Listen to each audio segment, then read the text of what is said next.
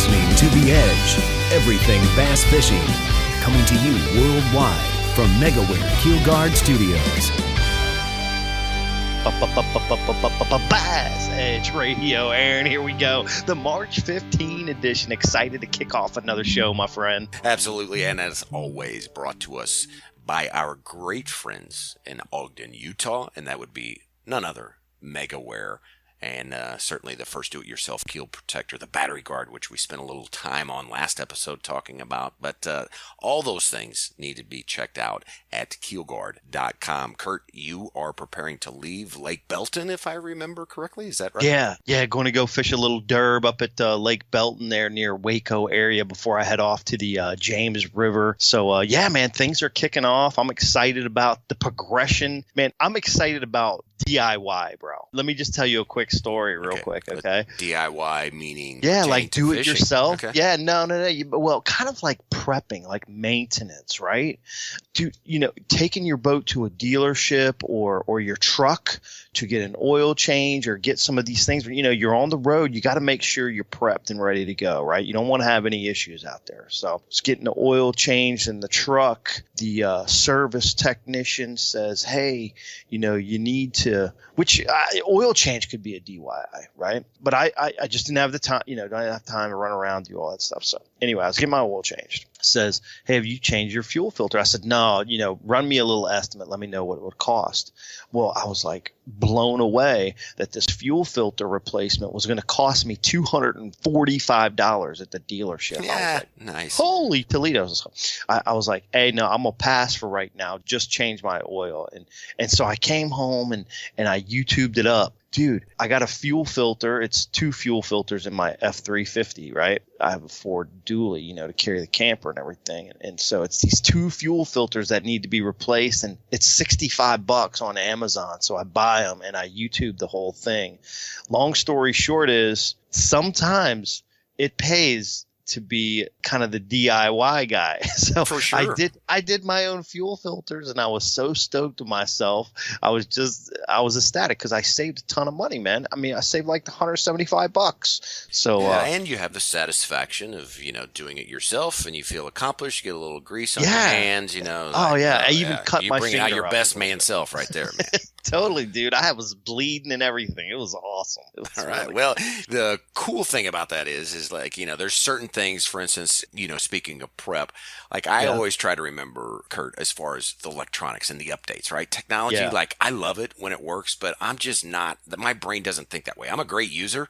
My brain's not on the other side of that. So, generally what I do through the Active Captain, that makes it easy because I run Garmin's, but I also kind of have my arsenal of boys, that I call Danny Smith, right? We've talked about him before on here, and then Derek Felton, who's just a whiz, but when it comes to calibrating and getting all that stuff working correctly in the trolling motor and all of those updates that are so critical, it makes it pretty easy as long as you know what you're doing. But there's certain things, Kurt, because I'm not as interested, I guess, because you've got to feel comfortable when you take on DIY. You don't want to be messing something up. So, take like, for instance, let's just say my Mercury motor, the 250.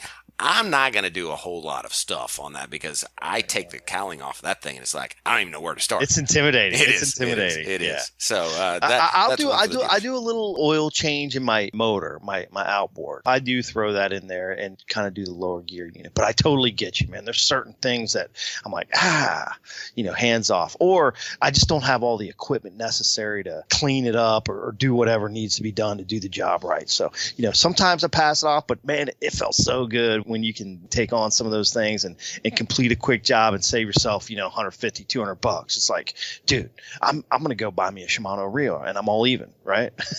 Yes. Yeah. I mean, and I'll occasionally, do the cleaning and stuff like that on the reel, but I'm kind of with you on that, but YouTube's great. Yeah, so great stuff, man. I'm getting ready to head off. The reason I'm prepping so much, we talked a little bit last time, spring's in the air, things are coming. My season is just now starting to kick off. Usually, getting kicked off in like January, February this year. Not till, the end of March is my first event. So I'm getting ready to go over to Lake Belton and then, like I mentioned, cruise on over to the James River. So, and then it's going to be back to back right into Mississippi. I'll be fishing the Central Open. So we're going to have tons to talk about from me personally in the fishing department in April as well. So it's going to be really exciting. But, man, we got a great show lined up, Aaron. We got another awesome little Seg B episode. So we're going to bring in the man from Bass Blaster. Y'all stay tuned. Then we're going to talk about pre-spawn and spawn fishing. We're going to dive real deep into how to get on some fish real quick when you hit the water as things start to warm up throughout the country. So y'all stay tuned. A protecttheharvest.com tackle tip coming up right now. This episode's protecttheharvest.com tackle tip with MLF Bass Pro Tour angler Bradley Roy.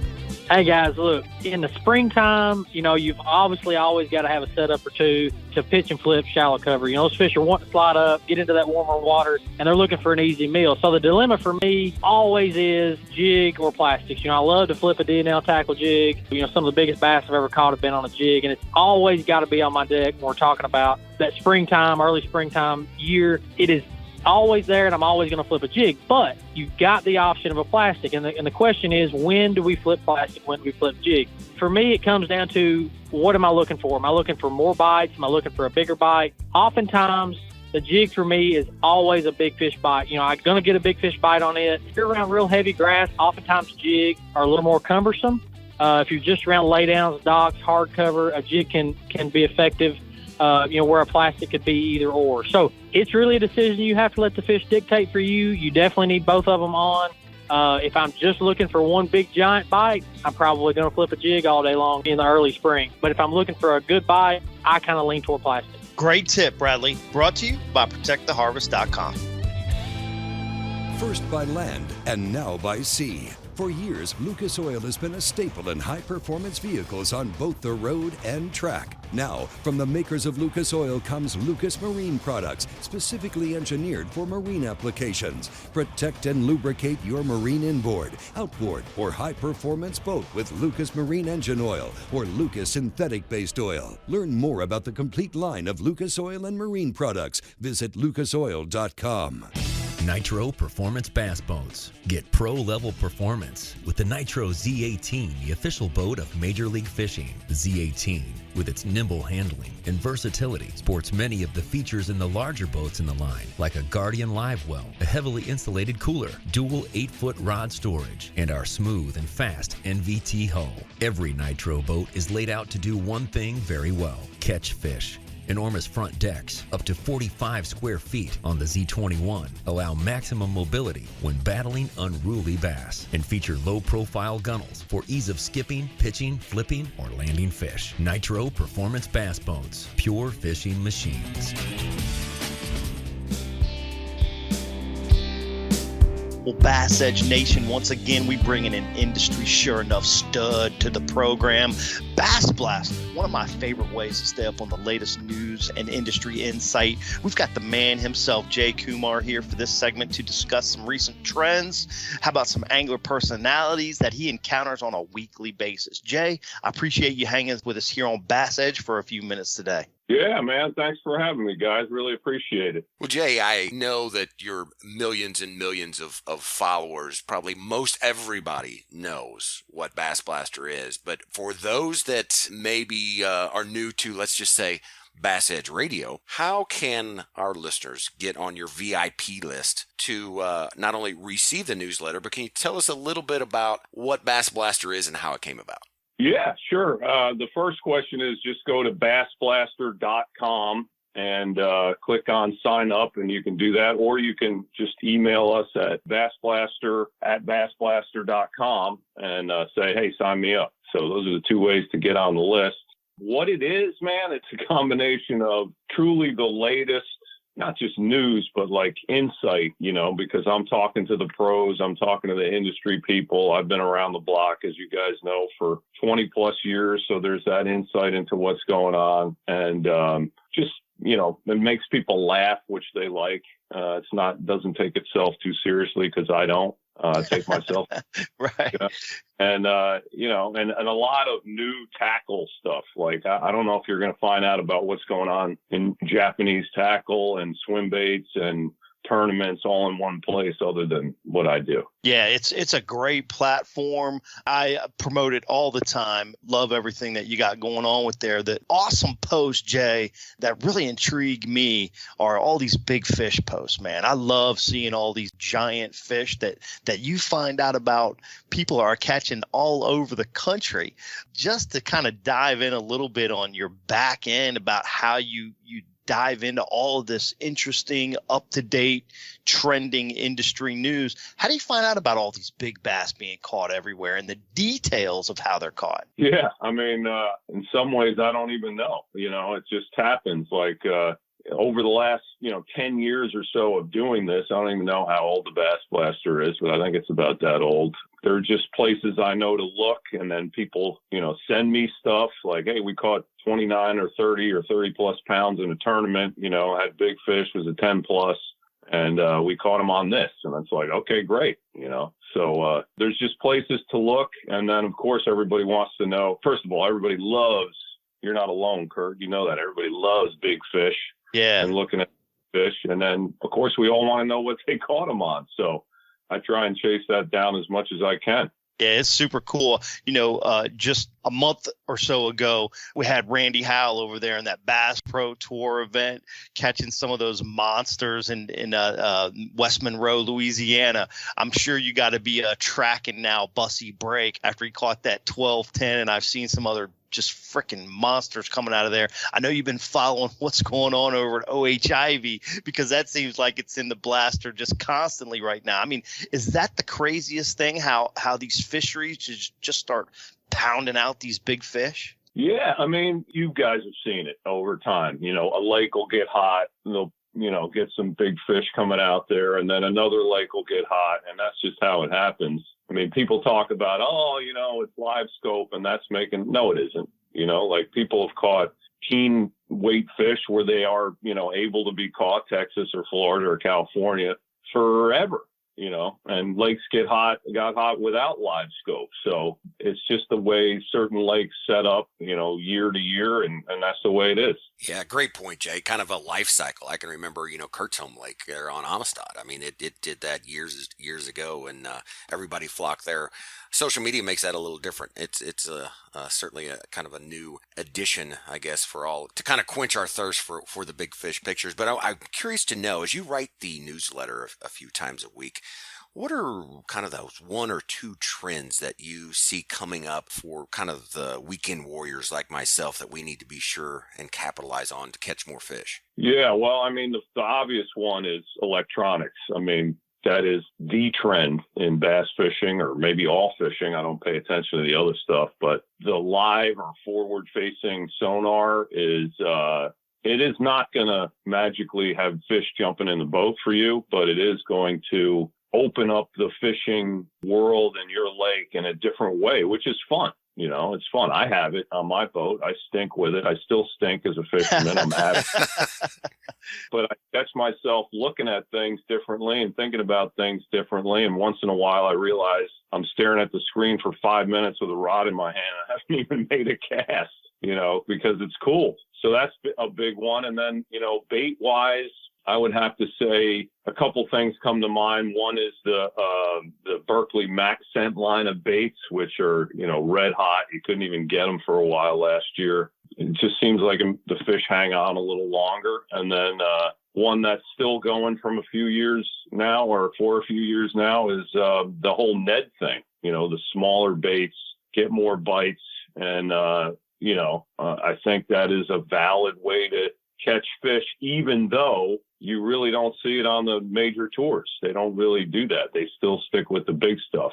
So, I still think bass are stupider than we are, and we can still catch them, and lucky for us, Absolutely. I couldn't agree more about the Ned rig deal. I was actually out with my boss there from Hayabusa a couple months back, and we were catching some fish. It was in the fall, and we were having a good time. But man, I saw some fish on my live scope, and I used the active target, but saw the fish on the live sonar out in front of us, and I thought, man, we just need to downsize something. And let me tell you, for a weekend angler that wants to get bit, throwing those smaller baits is definitely the way to go. I mean, it just makes for more fun on the water. We don't all have time to be out there 3 or 4 days beforehand to try to, make some great day of fishing at the conclusion of several days.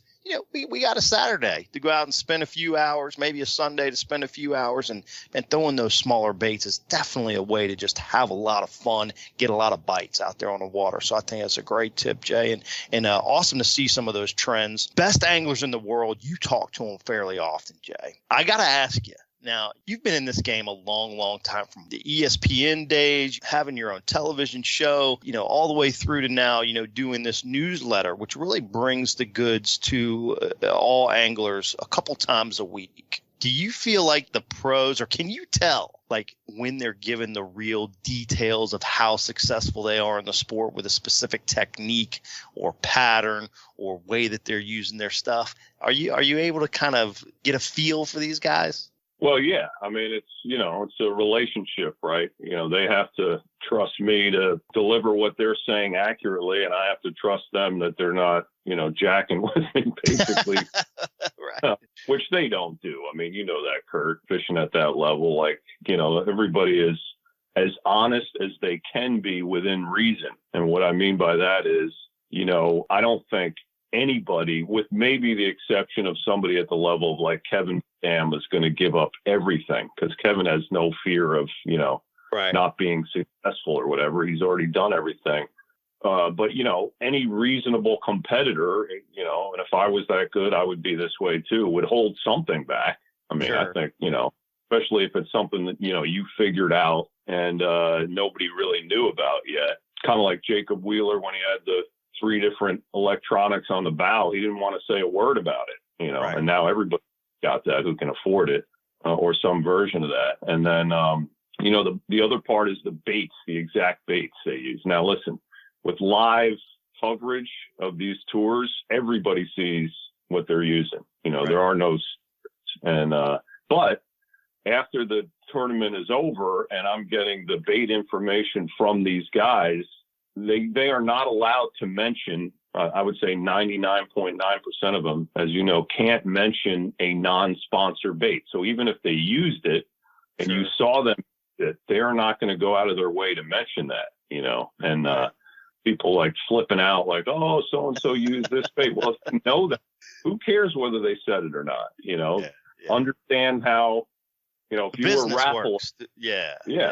if Rapala and somebody used, a different brand of lure, but you're paying that guy who won, you're not paying him to mention a competitor. That's crazy. Yeah, and Jay, you bring up an interesting point, is because that's from the inception of BassEdge. What was it, 2006 or whenever we started this crazy thing? We purposely shied away from lures, partners, just because it's like, to be able to be credible and kind of, bring the information and the techniques. If we're truly trying to help people catch more fish, we can't necessarily be married to one paying bait company. So I think you bring up a good idea there. Yeah, and I'm the same way in a different way, sort of. Like the Bass Blaster that has no sponsor exclusivity, none. So that way, we mention everybody, and as you guys know, I'm mentioning anything that is fun or cool or interesting or valuable, whether they're a sponsor or advertiser or not, because that's just the way it's got to be. Otherwise, I'm just a shill, and I'm not doing that. Right. And Well, you're Jay, not either. So. No, absolutely not. Absolutely not. It's great to hear your insight. Great to hear your tidbits that you bring to the table, and it's such an entertaining newsletter. Again, that's Bass Blaster. It has it all, from fishing, comedy to education. Jay, you got anything closing for the listeners today? And please let them know again how to be sure and sign up to get that newsletter delivered to their inbox. Yeah, thank you. Yeah, just bassblaster.com. Click on sign up or sign me up, whatever it says right there, or email bassblaster@bassblaster.com. And the only thing I would say is, with all this talk about electronics and this and that, don't be thinking like you need it or you're not going to catch fish or whatever. A lot of top pros have said that now with all these live electronics, that leaves a lot fewer people fishing the bank. So just go out there and fish, and you'll catch it no matter what. Absolutely. I think of John Cox. All he does is get up on stage and giggle, and but yet he's always catching big bags, and he's just staring at the dirt 90% of the time. So it's pretty great how you can just kind of lean on those strengths. And well, Jay, thanks again for being here with us on this episode of BassEdge Radio. BassEdge Nutheads, stay tuned. The featured angler Lucas Oil Spotlight coming up next. We'll be right back. I am MLF BPT angler Dakota Ebert. I am BASS Elite Series Pro Brock Mosley. I am professional angler James Niggemeyer. This is Bass Pro Shops U.S. Open champions Logan Parks and Tucker Smith right here on BassEdge Radio. Know the importance of protecting your investments, so why use anything else other than the original and toughest DIY keel protector for your boat? Megaware KeelGuard. Grinding sand, abrasive rocks, and concrete ramps are no match for our exclusive contoured edge and patented technology. Megaware KeelGuard keel protectors are made tough and made to stick. Their do-it-yourself installation takes less than an hour, providing the longest-lasting, most dependable keel protection for your boat, guaranteed for life. Developed specifically by boat builders offering the best keel protection in the industry. Also from Megaware KeelGuard, Skeg Guard, Flex Step Pro, and Pontoon Guard. So give your boat the performance edge. Put on the protection the pros pick. Megaware KeelGuard.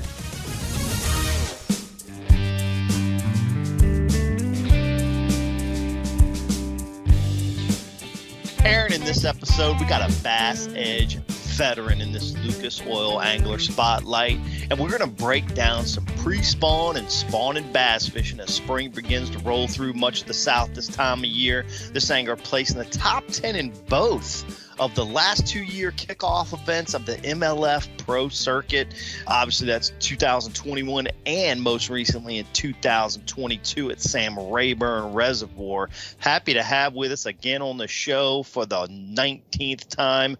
No, actually, maybe the 10th time. But pro angler Pete Pons, what's up, my friend? Welcome back to the BassEdge, Mike. Hey, man, I'm glad to be here. Appreciate you guys inviting me. It's been a little while, though, since I got to talk to you guys. I'm excited to get that phone call, bud. It has been, Pete. Actually, when I was perusing on who the best angler was to have in this episode, because, talking pre-spawn and spawn and your outstanding success the last couple years in this time frame of the year, I noticed the last time we had you on was like episode 240 something, and we're into the 370s, and you were the first interview ever on BassEdge Radio. Do you recall that? No, I didn't know that. I do remember those days now, but I didn't know that I was the first one. So, what an honor that is, guys. I'm telling you. For the record, Pete, Kurt is the one that schedules all the anglers, so he is the reason why there has been a 100-episode gap. So let me just throw that out there. Yeah, that's all right. Pete, like Kurt had mentioned, one of BassEdge's longest established relationships, and certainly you are a big reason of how we have gotten to where we are today. I don't know whether to thank you or curse you for introducing me to Kurt, but anyway, we'll leave that for another topic. But what have you been up to since your exceptional performance there to open up the season on Rayburn? Well, basically, Aaron, trying to make hay while the sun shines. Whenever you get the spotlight put on you, and you're not expecting it, you really have to work for your sponsors and try to get everything in order and call attention to the techniques that you use that helps you out and your sponsors out, because without sponsorship, we're all in trouble. So we have to support those that support us, so that's pretty much what I've been doing, just trying to work hard at it and giving them what they deserve, Absolutely, Pete. And here to break down, this is kind of our pre-spawn spawn special edition, you might call it, of BassEdge Radio, because we're just going to dive straight into the whole process of the fish behavior patterns moving to the pre-spawn and then kind of taking it straight from pre-spawn to the spawn, because a lot of that stuff is already happening down south, and it's going to be happening in that Midwestern part of the country, as April kind of kicks through, and then even, farther up north as we get into May.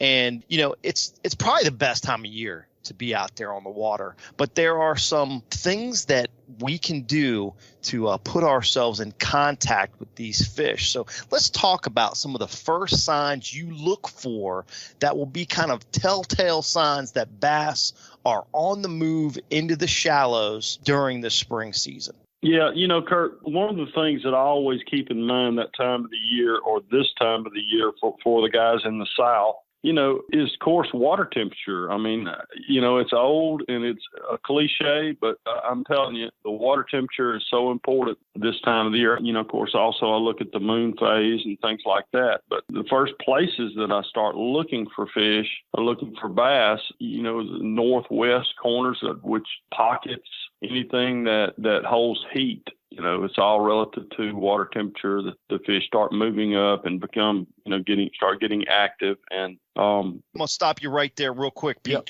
Northwest corners of the lake.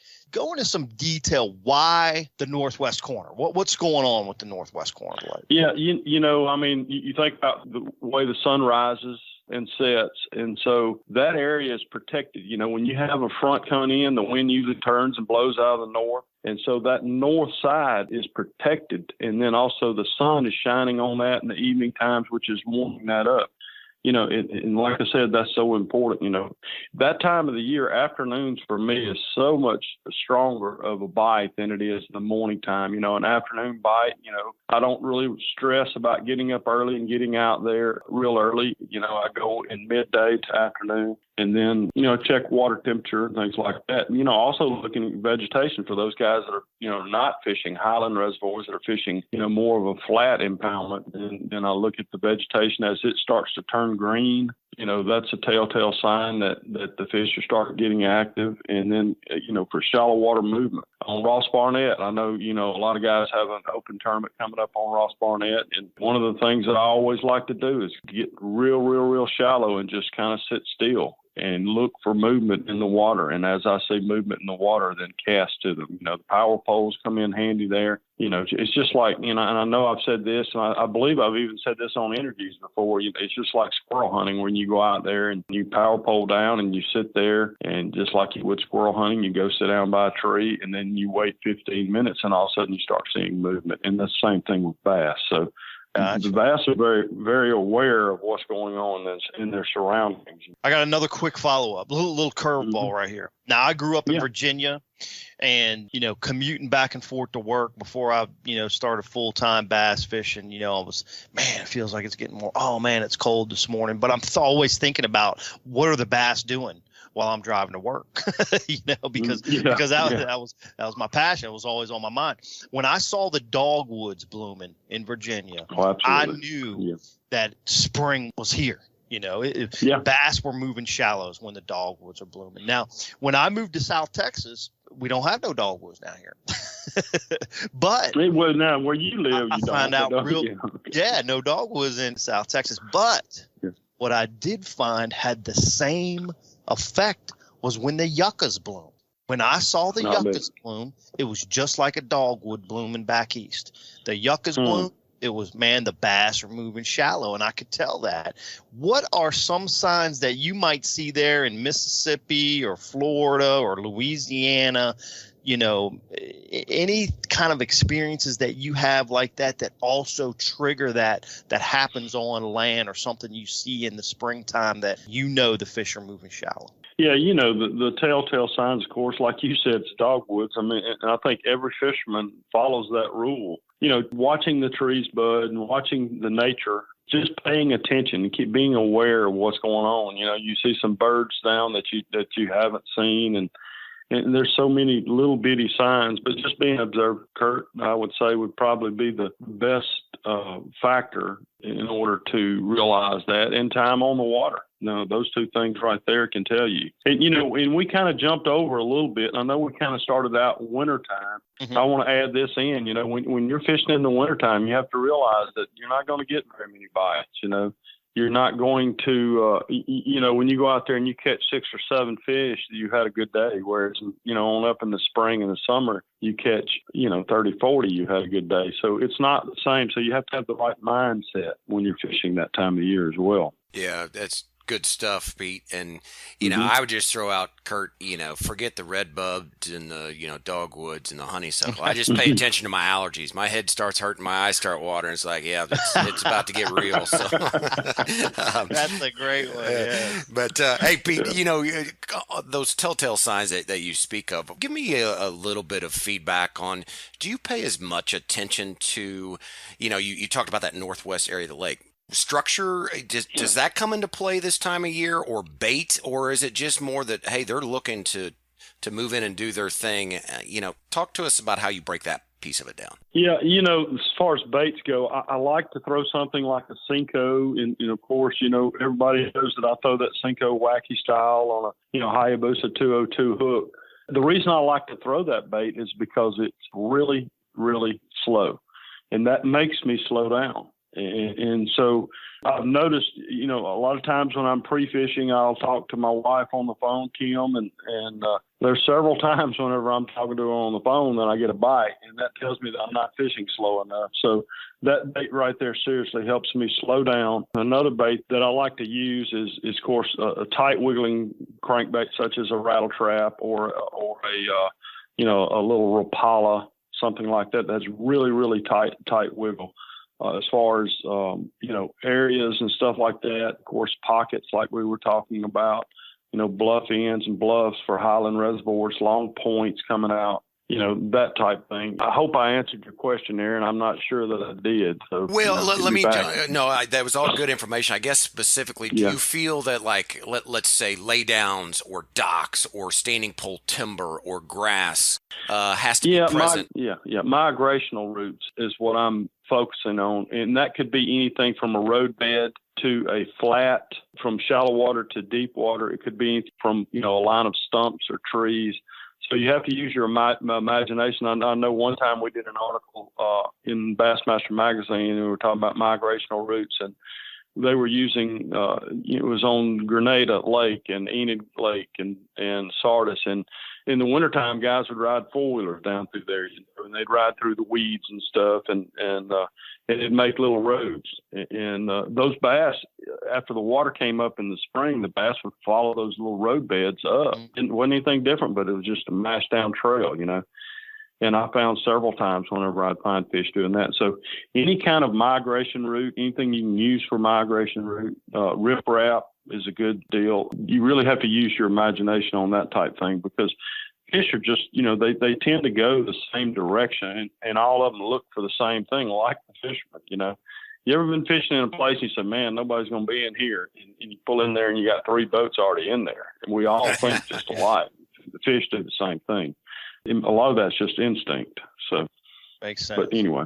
Yeah. Okay. All right, Pete, let's go back to some of those bait preferences. You talked about, a tight wobbling, like a lipless crankbait. You talked about like a tight wobbling, crankbait like a Rapala, dives a little bit deeper than a lipless. Sure. And then you talked about slowing down, with that Cinco style bait. Concentrating right here on the pre-spawn.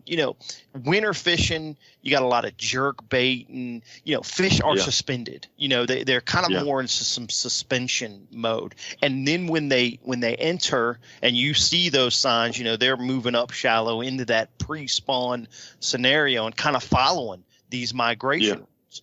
What kind of bait presentations do you like to use, other than what you've already mentioned, to kind of tackle these pre-spawn fish before they get thinking about, love a little bit, right?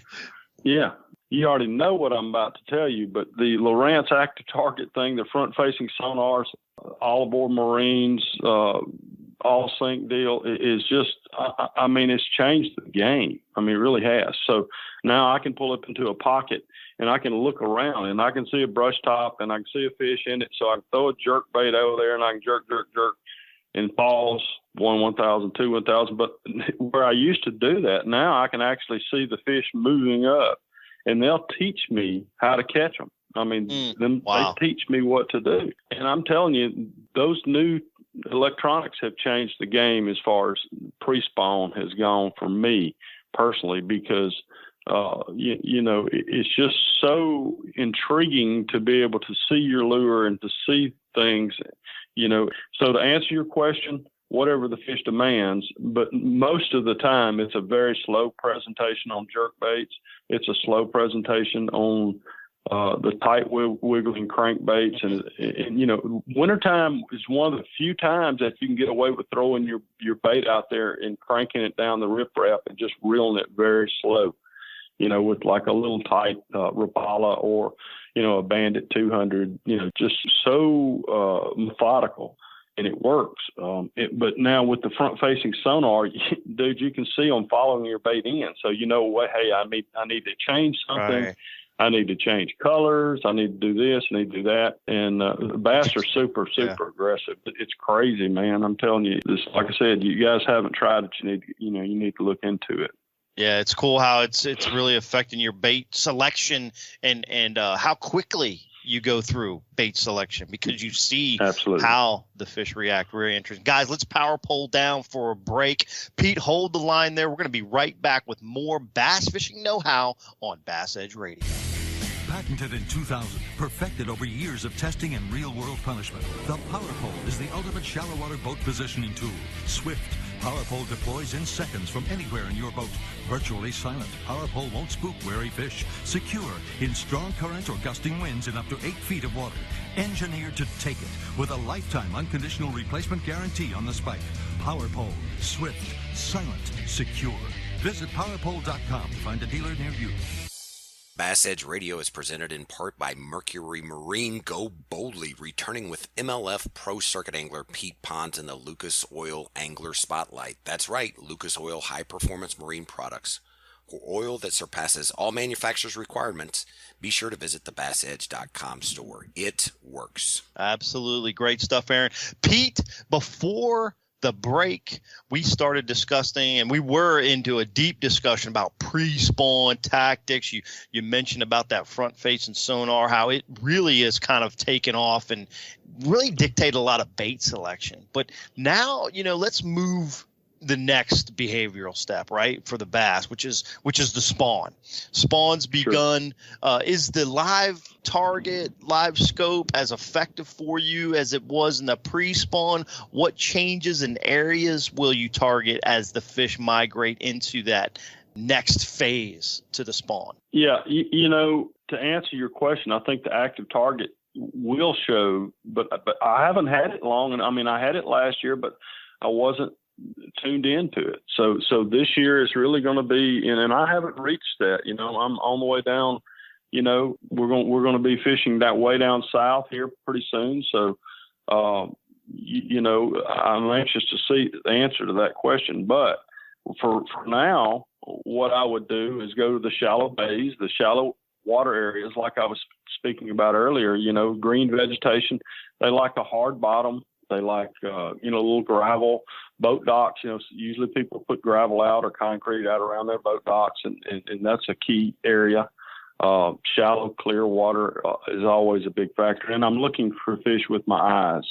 And, you know, that's what I'm doing, looking for spawning fish.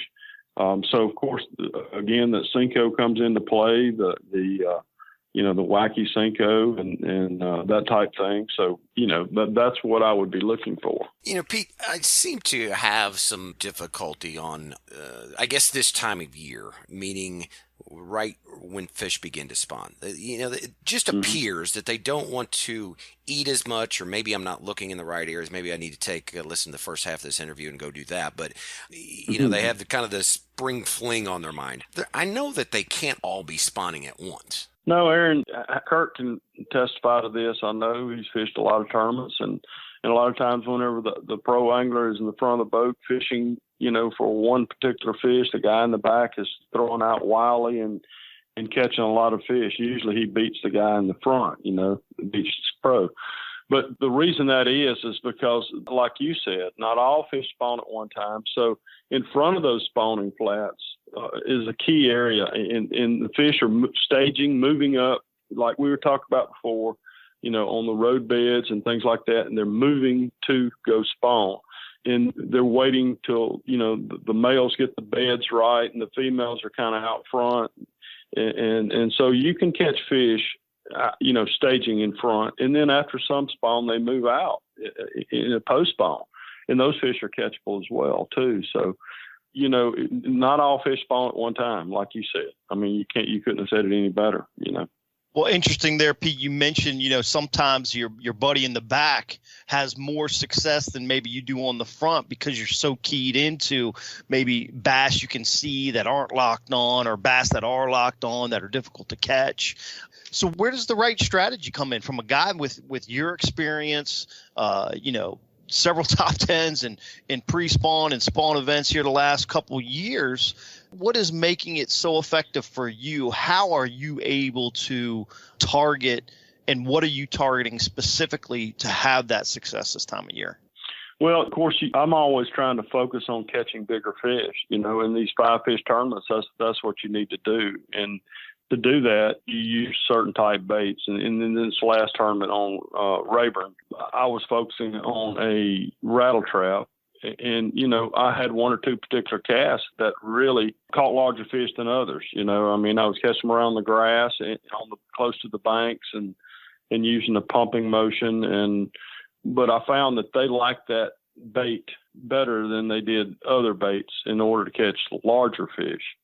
Also on riprap, jerkbait, same thing. I caught larger fish doing that. So, I'm hoping that I'm answered your question there. I don't know that I did. Yeah, it sounds like just dialing in the pattern for you that seems to be producing, and that's based on obviously several days out there on the water. So it makes complete sense. I remember last year that you got on some big fish and we were catching them on the frog. Mm-hmm. Aaron, go ahead. I was going to say, you just kind of read my mind there on the frog deal. And before Kurt takes us off to the listener question, I really like Pete to catch topwater fish. I think we all do, just because it's so visual and so fun. Yeah. But when do you feel the best time in the spring is for me to kind of pull that out of the box and best chances for me to target fish with topwater, and what scenarios should I look for to get that topwater action? Man, one of the key features, is bass fry. When you start seeing fry, that's when you need to start throwing topwater. But, also don't get so set on, okay, I can't throw topwater until after this or after that. Any shallow water impoundment that has cover close to the surface, you can throw topwater in 50, 55 degrees, water temperature. So it's not just later on in the year anymore. Used to we everything was set in stone. But if you've got cover up, if you got basically a canopy over the top of them, then those fish will come up. And I remember a tournament that we fished that I think Gary Klein was catching some on some water hyacinths that had died. And the water temperature was pretty cold. And the fish were up under that hyacinths because the sun was shining on it and it was warming it up. I remember tournaments down at Lake Amistad where the fish were sunning in the top of those weesatch trees, in the top, it'd be 20 feet of water and the bush would come up almost to the surface and the fish were right up top. And that's the times that you can throw those topwaters, and it's not the normal time to throw topwater. But to answer your question that you talked about, I bet bass fry would be a good indication. And of course, I always throw some kind of pop-R or some type of a little splashing bait, with props on it, or something that makes a nice little splash there, just like the fry would do. That's a really good time to throw topwater, but that's not the only time to throw topwater, Good stuff. Well, I love a good topwater bite too. So, Anytime I see that shallow cover, I'll be slinging something up there too, Pete. It's great tips and good information for all the Bass Edge listeners. And I got to tell you, people, we're going to move into the listener question segment. One of the highlights of the show for me. I really enjoy these. I love to get the feedback from the listeners. That's why I like it so much. This segment is brought to us by Nitro Performance Bass Boats. This question, Pete, came from our Facebook page. Doug Crom from Lyman, South Carolina. I think actually that's the hometown of Marty Robinson. I think Marty Robinson lives around that. Anyway, Doug says this. He says, I want to use braid on my spinning rods with a fluorocarbon leader. Not sure how long the leader needs to be. And Pete, let's take this deeper for Doug too. Let's break not only, telling them about how long the leader needs to be, but what size braid do you like to use on your spinning rods, to what size leader, to, the length and whatnot you like to use, and break this thing down for Doug and the rest of the Bass Edge Nation. Yeah, it depends on the watercolor and things such as that as far as how long the leader is. But normally I'll use a 20-pound no-fade braid. I think Vicious makes that. And then I'll tie to an 8-pound leader in most situations. And the leader is fluorocarbon and Vicious as well. But the length of that is going to depend on what the water clarity is. If I'm fishing really clear water, then I make a longer leader. I can go up to a 5-foot leader. And as if I want the muddier water, of course, a little bit less, and I'll increase the size of my leader line, not my braid, because the braid's plenty strong enough as it is. The knot I use religiously is called an FG knot. It's not the world's easiest knot to tie, but that is the knot. And if you want to test your knot, just pull your line until it breaks. And if it breaks in the knot, then you're not tying the right knot. So this FG knot is a knot that whenever I pull, it breaks, but it doesn't break in the knot. And when you can do that, that's when you're tying the right knot, So, that probably would answer most of the question. I think that all that's a variant, like I said, muddier water, a shorter leader, clear water, a longer leader, and that's the way I do that. So just to clarify that, Pete, long leader, you're saying is 5 foot for you. You like about a 5-foot leader in clear water. And how short a leader do you like to use in the dirtier water condition?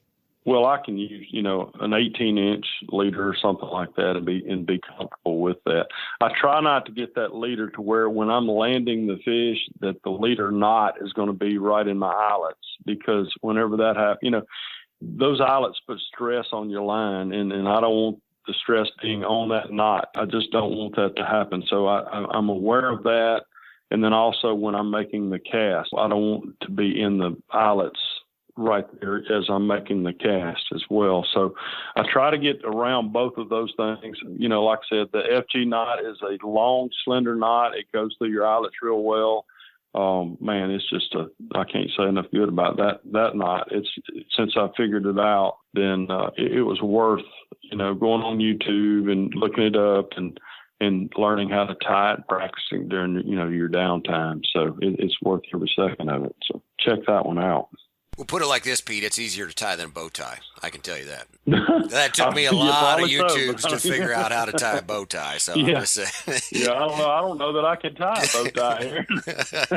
I have to watch it about 5 times. I might have to have some lessons. That's right. So, well, interesting question there, Stephen, and thank you for sending that in. The interesting thing on our part is that you're going to be able to, all that stuff that you're going to need to accomplish what Pete just gave you. Well, guess what? You're going to have the funds to do that with the Midway USA gift card that you're going to be rewarded for having your question chosen here to be answered on the edge. But one thing that you need to do, and that is simply log on to BassEdge.com, click the Claim Your Prize tab, let us know that you heard Pete answer your question, or you can email us at support@BassEdge.com, and we will get that Midway USA gift card sent directly to your doorstep once we have your information. Absolutely. And a reminder, keep firing in those questions. Really is one of my favorite parts of the program. Love to get the interaction from the listeners. So please send in your questions. Facebook, Instagram, we usually send out a post at least once, sometimes twice a month, just highlighting it to send in those questions for a chance to win that Midway USA gift card. Of course, Midway USA, where they have just about everything for shooting, hunting, and the outdoors. Well, Pete, as always, so good catching up with you. Wish we had more time, but always like hanging on the back porch when you're with us on the show. What final thoughts do you want to kind of leave with BassEdge Nation? Well, I've thought about this question a little bit, and I would have to say that the thing that I really want to impress upon people, especially whenever we talk about spawning fish and this time of the year, a couple things, catch and release, let those fish go. I mean, it's bad enough that we're disturbing them, when they're vulnerable, but, have a little bit of sympathy, and release them and let them reproduce so we can have fun. Our kids can have fun and we'll continue this chain. The other thing is, guys, take a second to, if you see a Coke can floating around or trash, pick it up. It's not going to hurt you at all. Pick it up, throw it in the trash. I mean, if everybody did that, we wouldn't see all the trash and stuff laying around in our waters and in our ecosystem and things like that. So, be aware of your surroundings and thank the good Lord for what he gave us and take care of it. So, that's about all I have. Yeah. Yeah, that's great, Pete. Always great conservationist. Important to keep that in mind all the time we're out there in the outdoors. It's awesome chilling with you again here on the show. Best of luck on Harris Chain. I know that the day that this launches is actually your second day of the event. So just taping here right before that kicks off. So we'll be rooting for you down there. Maybe another top 10, maybe get that big dub. So excited. Yeah, be good. All right. Man, I appreciate it, guys. You bet. Y'all stay tuned. Aaron and I are going to return for the closing segment right here of BassEdge Radio. We'll be right back. You know the importance of protecting your investments, so why use anything else other than the original and toughest DIY keel protector for your boat, Megaware KeelGuard. Grinding sand, abrasive rocks, and concrete ramps are no match for our exclusive contoured edge and patented technology. Megaware KeelGuard keel protectors are made tough and made to stick. Their do-it-yourself installation takes less than an hour, providing the longest-lasting, most dependable keel protection for your boat, guaranteed for life. Developed specifically by boat builders offering the best keel protection in the industry.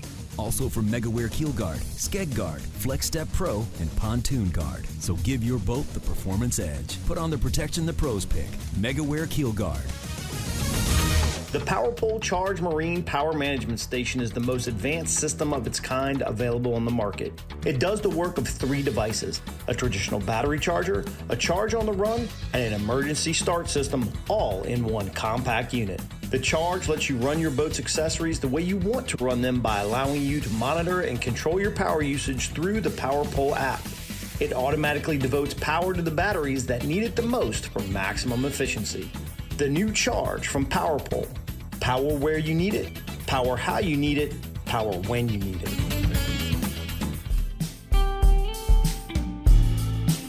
Kurt, we get to talk to so many interesting people, some new, but certainly some are longtime friends. I could say that about Jay Kumar, but not only does he have a great product, just an industry professional that's been around forever that I have a lot of respect for. Like I said, love his product. But 3 things that kind of stuck out to me that he mentioned kind of as the leading edge, right? What to be on the lookout for.